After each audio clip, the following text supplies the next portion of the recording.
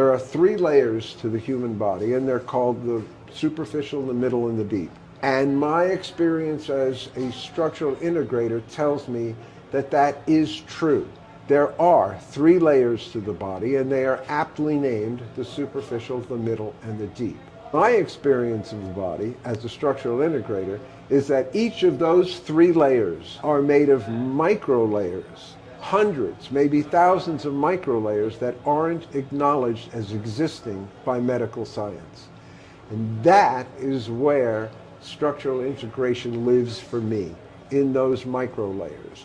Because between those micro layers is a kind of a glue. Dr. Rolfe herself called it a kind of glue that dries on.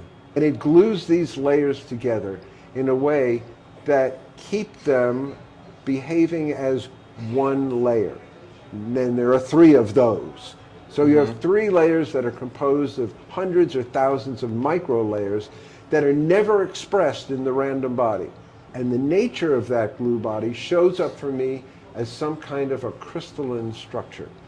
The nature of a crystal is that it's held together by nodes. And where those nodes meet, that is the crystal's strength. That's why a crystal resists deformation in many directions. It's very strong. A crystal is very strong. But a crystal has an Achilles heel, and that is it's brittle. You apply an energy, a force, across one of those nodes in just the right way, in just the right direction, at just the right angle, at just the right depth, an amazing thing happens. Its brittleness will allow that node to fracture. Now, when I use this word fracture, I'm being very careful. What are we fracturing? Are we fracturing the person? No, we certainly don't want that to get around. Right. Are we fracturing their fascia?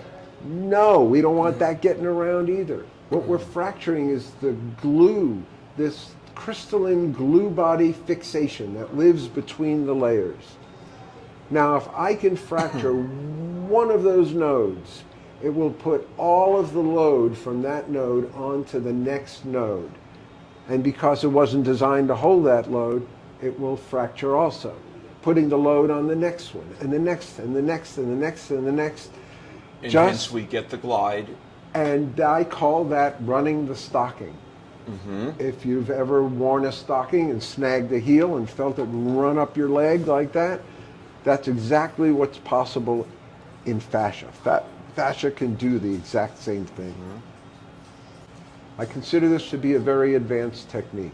When I figured out how to work this way, it struck me as so basic and important that I thought, well, certainly everybody is working like this. And if they aren't, they're looking for it.